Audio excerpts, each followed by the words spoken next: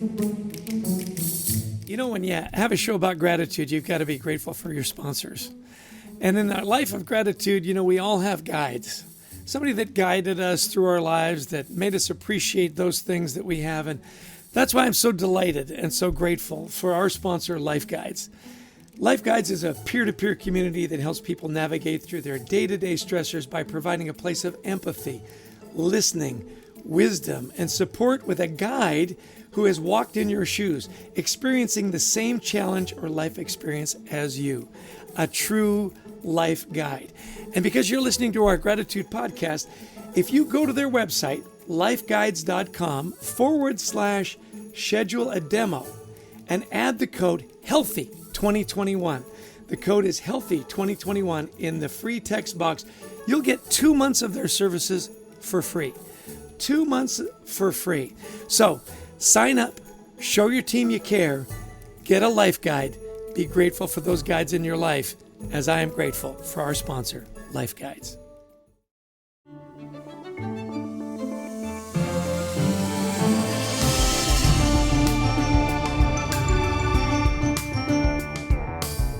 Welcome to the Anxiety at Work podcast. I'm Chester Elton, and this is my co-author and dear friend, Adrian Gostick.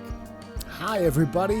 We hope that the time you spend with us today is going to help remove the stigma of anxiety and mental health in the workplace and your personal life. With experts in the world of work and life, we want to give you ideas and, most importantly, tools to deal with anxiety in your world. And we are delighted to have as our guest today Dr. Jennifer Goldman Wetzler, a former counterterrorism research fellow with the Department of Homeland Security. Dr. Goldman Wetzler holds a PhD in social organizational psychology from Columbia University. She is a leading expert on conflict and organizational psychology. She is the founder and CEO of Alignment Strategies Group and author of Optimal Outcomes, a Financial Times Book of the Month. For 2 decades, she has advised senior leaders at global corporations such as IBM, Intel, Novartis in optimal organizational health. Jennifer, welcome to our humble podcast. We're delighted to have you here today. Thank you so much, Chester, and thank you, Adrian. It's a delight to be with you. Well, we really are excited. I've been really thinking about this topic coming up, Jennifer, and really thinking about mental safety, which we talk a lot about on our podcast, and this idea of conflict and how we make them compatible. And as really one of the world's authorities on healthy conflict, we'd love you to start out telling us a little bit, maybe about your background. What drew you to studying conflict yourself? Well, my story begins with my grandparents' stories, actually. So my paternal grandparents fled Nazi Europe in the late 1930s, and they came via the Dominican Republic to New York with, not a penny to their names, but with a lot of emotional baggage. As you can imagine, they lost family members. But at the time, there was not any way for them to process, or they didn't have a way to process their emotions. And so there was a lot of pent-up grief, rage, sadness that came out, particularly through my grandfather, in anger, in rage. And as a child, I grew up across the street from them. And so I learned from a very young age how to deal with anger in my family. And I personally still to this day, anger is not an easy thing for me to deal with, but I've taught myself and I've learned over time.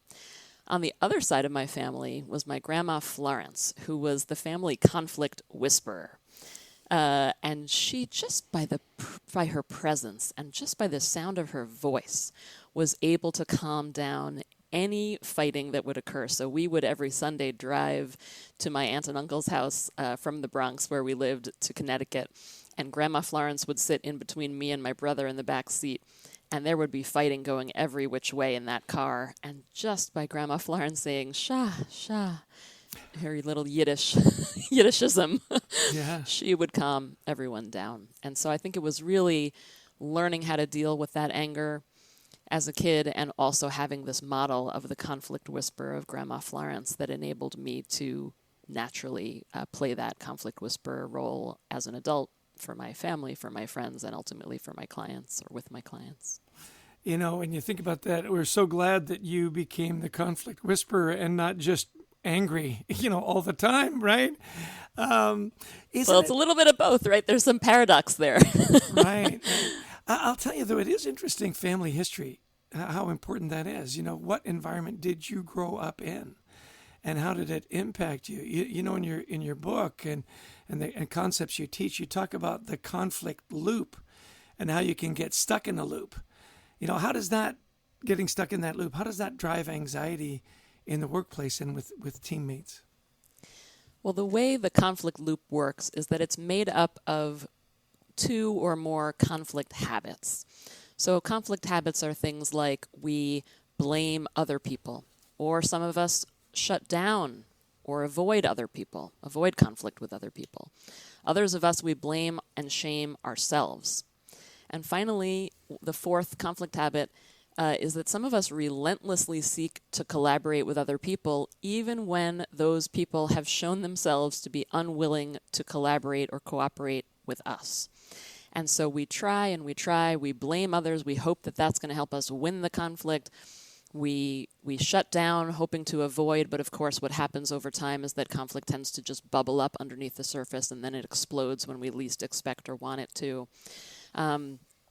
And some of us, we blame ourselves, and we can really stew in that anxiety and shame. And we're hoping to kind of extract lessons and learn something from the situation, but instead we stew in our negative self-talk that keeps us stuck in that conflict loop. And then, others of us, we're kind of relentlessly seeking to collaborate. You may be one of those people yourself. That may be your habit, or you may know of others, right? In organizations, this is very, very common today because we're all taught to collaborate and try to work things out and find these win-win solutions. But when we do this with no other way of knowledge about how to resolve conflict, we can just get stuck. So the way the conflict loop works is that our conflict habit interacts with other people's conflict habits to form a pattern of interaction that keeps us stuck on that conflict loop. Yeah, let me just expound on that just a little bit. And this idea of self-shaming and negative talk and wanting to collaborate with people that won't collaborate with you. As you were saying that, I was thinking of, there are people that want to be pleasers. And they want to please people, even though those people don't want to collaborate and really don't care to be pleased. Is that part of that conflict loop? My need for you to appreciate and value me, even though I know you never will? Absolutely. It can very well be. We do see that particularly with that last conflict habit of relentlessly collaborate, that whether it's driven by a need to please other people or whether it's driven by, I've more commonly referred to it as this, if you've been taught from a very young age, as many people these days have been, because collaborative problem solving as a concept has been around for more than 40 years now. So there are many people in organizations today who have been brought up with this notion that they must collaborate at all costs. So whether that's driven by a need to please or that's driven by this is how I was taught that it must be done, the effect can be the same, which is that we are pushing to collaborate, which is kind of this oxymoronical way of being, right? We're kind of pushing our options, right? Here's my options. What about you? What do you think of these options? And the other person is just totally ignoring you or saying no to every single option that you put out in front of them. And you can't figure out why it's not working because you're doing everything you've been taught. You've read Getting to Yes. You've taken every conflict course that there is, either undergrad or business school, law school, and yet it's not working and you wonder why not. And the reason why is that you've taken this habit and used it and used it and used it. You're overusing it. It's taken to the extreme and it's not going to actually solve anything. And you've seen that, right? So the question is, what do you do when you've hit the end of that? You're going around and around on this loop and nothing's being tied up nicely in a fancy bow. You stop and you take a pause and you ask yourself, what is this conflict loop that I'm stuck in? What habit am I using? Can I identify that? And there's a quiz on my website that is free. It takes 7 minutes for people to complete, and it will tell you what your conflict is if you're having trouble identifying it. If you go to optimaloutcomesbook.com/assessment, you can take that quiz. And also you can ask yourself take your best guess. What might be the conflict habit that someone else is using in this situation with me? You could also, if you have a trusting enough relationship with them, you could say to them, why don't you take this quiz, and then you can both know for sure. But it often is very helpful to take your best guess, and then you can see, how have we gotten stuck on this conflict loop? Are we in a I'm relentlessly collaborating and they're shut down pattern? Or am I relentlessly collaborating and they are blaming me back and, saying no to everything that I offer? Or are we in a blame or blame shut down? How does this work? And just observing is the first step to freedom, because so often we are doing, trying to do and fix when we're stuck in conflict loops. So just the action of pausing to observe can actually break that conflict loop just as well as doing anything else.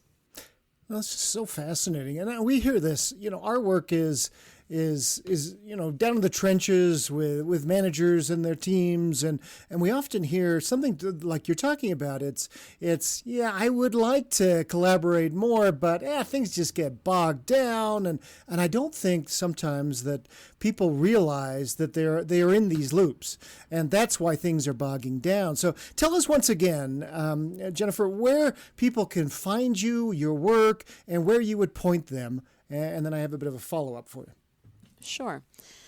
The best place to go is optimaloutcomesbook.com. And if you go to the resources page, there are 10 different PDF documents that you can download for free that correspond to each chapter or each of the 8 practices in the book, plus a couple of bonus documents that will really walk you through. And then also on that resources page are the 2 assessments. One is for the conflict habits assessment that we were just talking about, and the other one is the emotion traps quiz. So you can find out, how do you tend to get trapped emotionally when you're stuck in conflict, and how can you break free from that as well. That sounds great. And Jennifer, like us, I think it was about a year ago, we both had the brilliant idea of putting out our book the first few weeks of COVID in the U.S. So we are united here in the struggle to try and put some good information out when a tough time was happening. So I want to dig a little deeper into conflict, because I think this is really fascinating where you're taking us here. Because conflict, let's face it, most people try to avoid conflict, or many do. And even if we feel strongly about the issue discussed, if I have anxiety at all, if I have some mental health issues I'm living with, there's a very good chance I'm going to head the other way. And yet it is necessary in our culture. So, a lot of people listening are managers. What would you suggest that managers can do to create an environment that sparks healthy debate, but doesn't spur anxiety through combative conflicts? I think one of the most effective things that a manager can do is to help people, like we were just talking about, first of all, observe that they are stuck, and help them observe how they are stuck. So it doesn't have to be complicated, right? You can, if you know about these 4 habits, you can ask someone who is your direct report, all right, how are you stuck? What's your habit? Are you blaming the other person in this situation? Are you avoiding them? Adrian, like you've suggested many people do, avoid other people. Are you blaming yourself and shaming yourself? Or are you relentlessly seeking to collaborate with other people and they're not playing along? They're not cooperating back with you. Which one of those 4 is it? And as a manager, you can also help them identify what might the other person or people that they are stuck in conflict doing? What habits are they using? And again, just acknowledging how we're stuck is the first step. But you don't want to stop there, because just the knowledge alone is not enough. The next thing a manager can do is say, given how you're stuck, so let's say you identify, you as a manager help someone who reports to you identify that they are stuck in a blame pattern with someone else on the team. You can ask them, well, what's something else that you can do as an individual, even without any cooperation from this other person who's blaming you back? What's something you could do to break that pattern? And my advice is, it's not necessarily easy, but it is simple. And the advice is just do something different than you've done before. So if you're in this blame pattern, you've been blaming this other person, what else could you do? First of all, you could do nothing, right? And see what might happen then. Maybe they'll do something different too. You could make a collaborative gesture, or you could look at your own behavior and ask yourself, how have I contributed to this exactly, and what am I willing to do differently, and let the other person know this is what you're going to see me doing differently. You could get a third person involved. There's so many. There's just an infinite number of things that you could do to do something different than you've done before. So that's really two things that a manager can do. One is help the person understand how they're stuck and why they're stuck. And two is help them think of ways that they could do something different than they've done before in the situation. Yeah. It's interesting. As Adrian and I have worked with organizations, we say, look, conflict is important to the innovative process, to the creative process. In fact, we say, look, it's necessary. And yet you talk about, well, there's conflict and there's conflict, right? And there's this conflict freedom you talk about. So what's the difference, and how can managers make sure they're nurturing the good conflict and not the destructive kind of conflict? My sense is that conflict that doesn't get stuck on a loop can be healthy. So if there's conflict that's arising on a team, that can typically be healthy, right? As you've said, it can lead to more innovative solutions, and there's a ton of research that suggests this. It can lead to more innovative solutions, more diverse perspectives on a team, helps people come up with new ideas. There's just a lot of benefits to one-time conflict. It's when that conflict gets lodged and stuck, where you are going around and around and not making any progress. That's where my experience is that it becomes destructive. And so you want to find your way off that conflict loop. And the reason why I distinguish between conflict resolution versus conflict freedom is because conflict resolution, like we were talking about before, it's been around as a concept for over 40 years now. This concept of win-win principled negotiation has been used all around the world, from business to government to academia, and it's been incredibly, incredibly successful. Diplomacy. And yet, sometimes it doesn't work, right? We've probably all been in situations where we're trying, like we were talking about before, trying to resolve something using the best skills and tools that we've been taught, and it just doesn't work. And so freeing yourself from conflict in those situations is about doing something different than you've done before, and noticing that you are stuck, noticing how you're stuck, and saying, I am going to free myself from this conflict loop, and I don't need anyone else's cooperation. That's another difference between conflict resolution techniques versus conflict freedom. In trying to resolve conflict, you typically need the other side to work with you and do something with you. The beauty of conflict freedom is that you can do all of the 8 practices in the optimal outcomes method on your own. You don't need any cooperation from anyone else. And I think that's very empowering for people.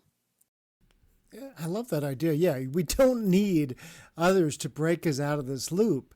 One of the things you just mentioned there was this idea of this win-win solutions that we've been taught. Look, that's all what we're looking for.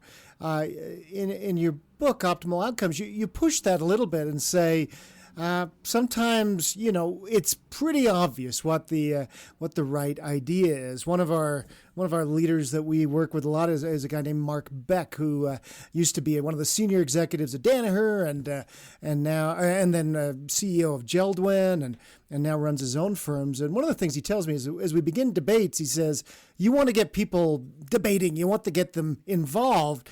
And it's pretty clear which way the direction's going, but you've still got to allow them to have a voice.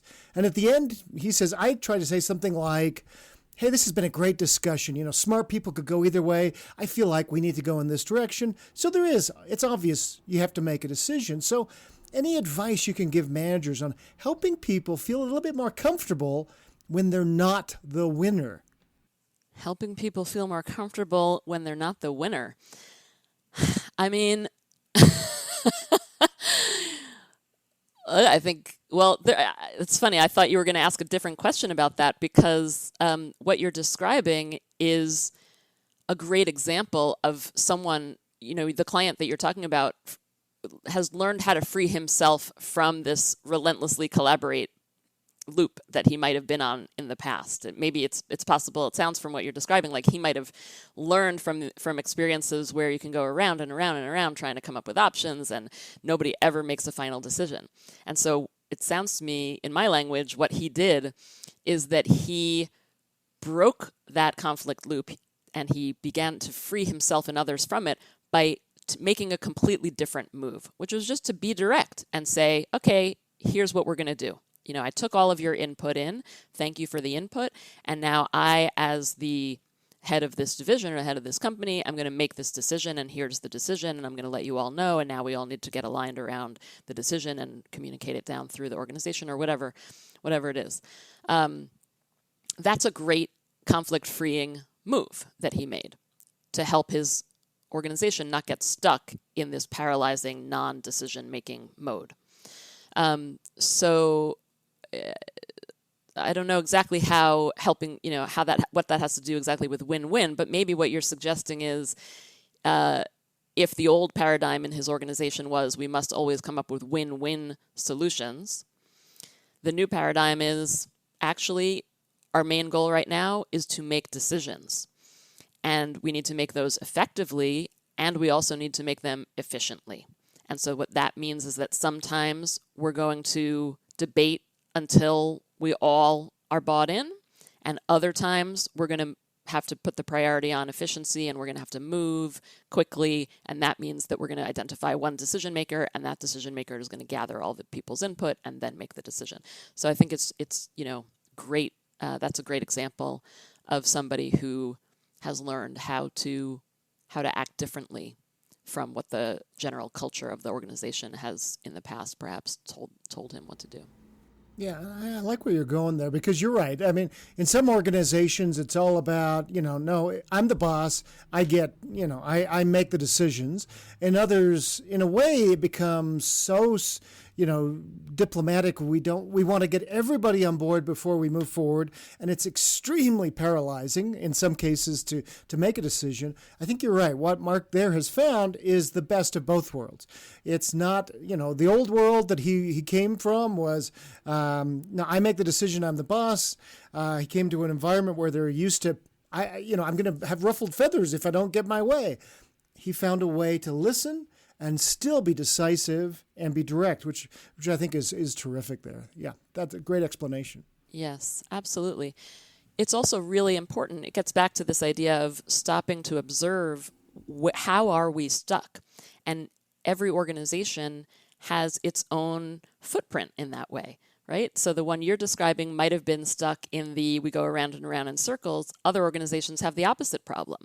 So the solution or the way to free yourself from each one of those two different dynamics, if you have an autocratic leader on the one hand versus one who can't make a decision, the way to free themselves is to do the opposite of whatever they've been doing, or just to do something different from what they've been doing. And so you wouldn't want to give the same advice to both of those different kinds of organizations, obviously. Yeah, and listen, don't worry about, Adrian asking not the question you thought he was going to ask. He asks complicated questions. I rarely understand what he says. Yeah. He says hello to me, and I'm wondering, what does that mean? It's a question within a question, wrapped in an enigma. There's a conundrum in there somewhere. Yeah. Hey, listen, love your idea about mapping out the conflict, and you've done that for us several times already. We're always interested, obviously with our work and our new research and the book Anxiety at Work, is how do you coach up leaders to say, or to make them more aware? What tips do you give them that say, hey, this is causing stress and anxiety? When do you push forward? When do you kind of pull back? Are there tips and signs that you can say to leaders that when they're dealing with conflict and trying to get the optimal outcomes, that maybe they've pushed a little too far or need to back off a little bit? Does that make any sense, that question? I'm channeling my inner Adrian as I ask that. Thanks. That's helping my anxiety. Thank you. Well, I'd like to talk about the first part of what you said, Chester, because you talked about mapping. And the truth is, what we were just talking about is slightly different from what I call conflict mapping. And so I want to distinguish between identifying what conflict loop is that you're stuck on versus mapping out the conflict itself. these are the early steps, the early practices, the early things you can do to notice where you are. But mapping is its own thing. So typically when we are stuck on a conflict loop, we see the situation in very black and white terms, right? We might think it's about me and you, and we're at each other's throats. Mapping helps us take a much wider angle lens, and that can help us identify levers for change in the situation that we simply could not have picked up on before. It can also help raise our empathy for ourselves and for others in the situation that was not possible before we drew out a map. So the mapping practice is actually pretty simple.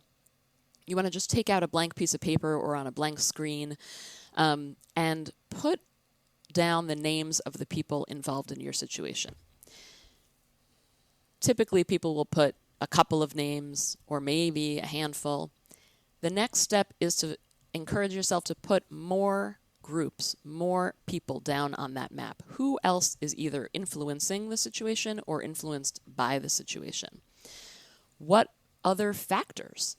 What are the factors involved? What are the issues involved? Put those down on your map. So the third step is to really get creative. And so you're going to put these names down on the map. You're going to put circles around the names of the people and the issues involved, the groups involved, and show how these circles are connected to each other by making lines. And so you might have a pretty messy diagram once you're done, and that is great, because sometimes what we want to do is complexify in order to ultimately simplify. But first you got to do the complexity work and make the situation, see how it's more complex than you might have realized initially. I've seen people put colors on their maps. I've seen people put names of emotions on their maps, hearts, X's to show relationships that aren't doing well, hearts to show relationships that are very strong. Put anything on your map that will help you tell the story of the situation in a different way than you have before. And the fourth step in this practice is to take a step back and observe your map. And you want to ask yourself, what story does this map tell that's different from the story I was telling before I drew my map? And I will tell you, I've now, for the last year, been working with all kinds of different groups and all kinds of different organizations, and I give them 2 minutes to draw a map after they've thought of a situation where they're stuck in conflict. And after literally 2 minutes, people have the biggest insights and ahas from doing this practice. And that's because, one of the typical takeaways that people get from this is they go, oh my goodness, I didn't realize that. So let's say, Chester, you and I are stuck on this conflict loop, and, our manager is involved, and we are just pissed at our manager. And when we draw out this map together, what we realize is that our manager is being influenced by her manager. And we had not seen the situation from that point of view before. We thought our manager is just micromanaging us and it's just a horrible manager, and we hadn't realized that her manager might be micromanaging her. So this doesn't take away necessarily our pain, but what it does do is instantaneously give us some extra level of empathy for our manager that we couldn't access before. It also helps open up a conversation that you and I might be able to have with our manager. We might be able to show some empathy towards the manager and talk about, hey, we just realized that maybe you're experiencing some, pressure from your manager, and we're feeling that too. And it just opens up a whole new level of dialogue and richness in the situation that you couldn't have before you draw that map. So you want to complexify to then ultimately come back and focus. Yeah, thank you for clarification on the loop and the map, because it was interesting as you were talking about the conflict loop, I was mapping that in my brain is how I would do it. I love also your use of visuals, like you say, hearts and X's and so on. I also love the time limit. Do it fast, so your first impressions are on the board, and that's where the real insights come from. So thank you for that clarification. That for me was really helpful. I'm glad to hear it. I will also say, I've done this out of necessity of doing like a 1 hour keynote, and then people have these 2 minutes to do this work while we're doing the 1 hour program. But I've also seen people draw 7 different maps, right? So they draw the first one and they go, oh gosh, I see something in here. I got to draw it a different way. So in the book, I tell the story of one of my students at Columbia who drew his maps, 7 different times until he hit on the final one where he put himself in the middle of his map. And it was at that moment that this big light bulb went off for him. And he saw that until he was able to acknowledge his own role in this intergenerational multinational family drama that he had been in for so many years, for literally his whole life, until he put himself at the middle of that map, he was not able to see some of the dynamics for what they were, and seeing them really is what helped him turn that situation around and have the specific conversations ultimately with different family members that he needed to have. Yeah, years ago, we read a book called Back of the Napkin, and I remember going into read that and went into did a sales call. We were up in actually Toronto working with one of our salespeople, and they had this client, and they had some real issues. So I remember going into seeing the senior leadership team, 7 or 8 senior execs sitting around, and they had a whiteboard behind me. So I just started, okay, tell me what your issue is. And we just started mapping it out. And it was really interesting as they did that. I remember getting about 20 minutes in, the CEO just said, Adrian, I need to stop you right now. He says, just thank you for not bringing a PowerPoint. I can't tell you how helpful this is to see it in this way. And our salesperson ended up getting the business. So, this is a great little technique, not only for us to help, but it's a great technique for salespeople. See things visually and map them out, whatever your problem is. I love this idea. Yes, that's great. I also, we can direct people to the website as well. If you go to optimaloutcomesbook.com/map, there is obviously you can, as you've just said, and as we were talking about it before, you can do this by hand on any piece of paper. But we found this really cool online mapping software. So for people who are very into graphics online, you can go there and you'll find the mapping software, and that can be really fun too. That's so cool. This has been a great discussion. Time has flown here about how healthy conflict can bolster mental safety rather than harm team dynamics. And that's sometimes we kind of worry, I don't want my people arguing. Well, no, we do, but in positive ways, debating. And so if you could sum this up, what are a couple of steps that maybe managers especially might be able to take this week in order to better implement healthy conflict and mental health in their teams? Yeah, well, there are 8 practices in the Optimal Outcomes method, and we haven't talked about 6 of them, but we have talked about the first 2. So I think what I'm going to do is just stick to the first 2 that we've talked about, just to keep things straight up and simple so people can understand. I would say for managers, the best things you can do is help people understand how are they stuck, and then what's one thing that they could do that would be different from what they've done before to help themselves break free from this conflict loop and towards an optimal outcome. And so you could use the website as a resource. You could just talk to them about, what have you been doing, and keep it simple, and then ask them what's something simple that they could do that would be different. A couple of the other practices that we haven't touched on yet, but just very briefly, is this idea of creating a pattern-breaking path. And so to remind people, when you're a manager, to remind people that if they've been stuck on a conflict loop, it's a conflict that's going around and around and around, it's not likely that only one action is going to set them free. They're going to have to take step after step after step. And so this pattern-breaking path, the idea is that one action builds on the one that came before it. Each action builds on the one that came before it. You keep your actions simple and make your actions surprisingly different. Because when we take action that surprises other people by doing something different than we've done before, so if you've been blaming someone and then all of a sudden you apologize, it could really catch them off guard. And that's a good thing. That's a way to jolt the other person also out of that conflict loop.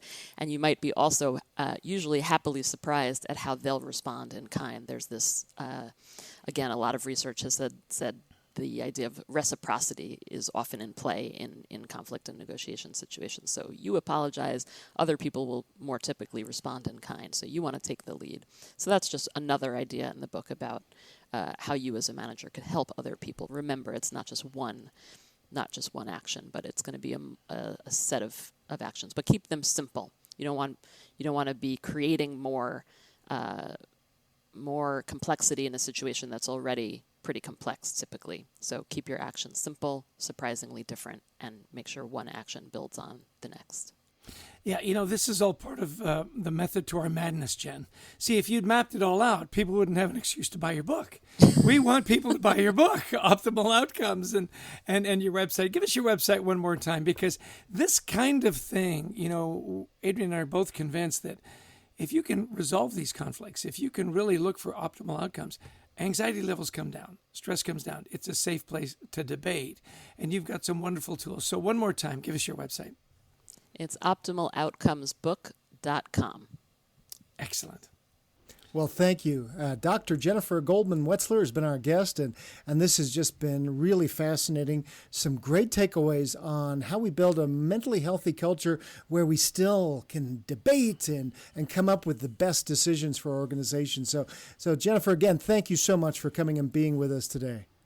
Thank you so much, Adrian. Thank you, Chester. It's been a pleasure talking with you both. You bet. Take care. Well, Chess, that was really interesting. Jennifer is uber smart. And obviously, what a great background, too, that, learning from the feet of a conflict whisperer in her own upbringing. Yeah. I really was struck by, her family story. And isn't that the case with so many of us, that the way you grow up, the environment you grow up, and where her passion came from. And she had the high conflict on one side, and then her grandma with the conflict whisperer. What a great title, and that really struck me. And then just really taking the emotion out of conflict, and you're stuck in the loop. Why are you stuck in the loop? How are you stuck in the loop? And where can we break out of that loop? I thought was really interesting and really helpful. Yeah. And recognizing that we often do have loops. First off, are we blaming others? Are we avoiding the conflict? Are we self-shaming? Are we trying to collaborate when the other group is obviously not going to do it? And the role of a manager to sort of shake people out of that and say, look, we can't just keep Sisyphean pushing the rock up the hill. We got to break the pattern. What can we do differently? I think that's the first part of a leader, is saying, like Mark Beck did that I mentioned, it's, okay, we've done this forever. Here's what we're going to do differently to try and get a better outcome. Yeah. I thought that negative self-talk was interesting too. And, we talked about pleasers. That was one of my questions, because, for most of my life, I've, except with you, Adrian, I want to please people. And, and yeah, it's never been a problem. Yeah, I don't understand. And you get caught in that loop. I remember in our previous jobs, we thought, gosh, if we just work a little harder, if we just show a little more revenue, then they'll have to love us. And we were caught in that I want to please you loop, where it doesn't matter. And that's where you've got to break out of the loop. That was a really big takeaway and a self-actualization for me. Yeah, that we don't need the other side to work with us to break out of that loop. And you're exactly right. How many times do we do that? And so I think the last point was this idea of mapping, too, that I took away that was very good, is, what's your problem? Map it out. Who are all those who are involved in this? And push yourself. Who's being influenced, who's influencing, what factors are involved, and then as very visually, you start putting little reminders in there, or little tokens that say, okay, this is a good thing, this is a bad thing, and really observing what story this map is telling us. Yeah, I love the visuals. You and I are very visual when it comes to that, and I love the time limit. Do it really fast. What are you seeing? And then I loved her wrap-up story where, one guy had to map it out 5, 6, 7 times to figure out, what was the optimal map. But that visualization, I think, was so key. We could have spent an hour on that. Well, yeah, and like you say, uber smart, very calm. I just her voice was so calming. She really has inherited her grandma's, conflict whisperers. So really recommend Optimal Outcomes, her book, and the tools on her website. If you're having that conflict and it's causing a lot of anxiety, what a great resource. Absolutely. So, again, as always, a special thanks to our producer, Brent Klein, to Christy Lawrence for finding guests like Jennifer, and to all of those of you who listen in, especially if you download. We love it when you download the podcast so we can build up an even bigger following. Don't forget to join us online at wethrivetogether.global and check out our new book, Anxiety at Work, with lots of practical hints on how to build a team with resilient and positive team members. Yeah, it's really a safe place to talk about anxiety and wellness in the workplace. wethrivetogether.global. Join us there. It's free. We've got a really engaging community. I think the message always is, right, Adrian, that if you're suffering from anxiety, if you've got mental health issues and wellness issues, you're not alone. Here's a community where you'll be welcomed, you'll be helped, and if we help just one person break through that anxiety, then our work is worthwhile. Wishing you the best of mental health this coming week.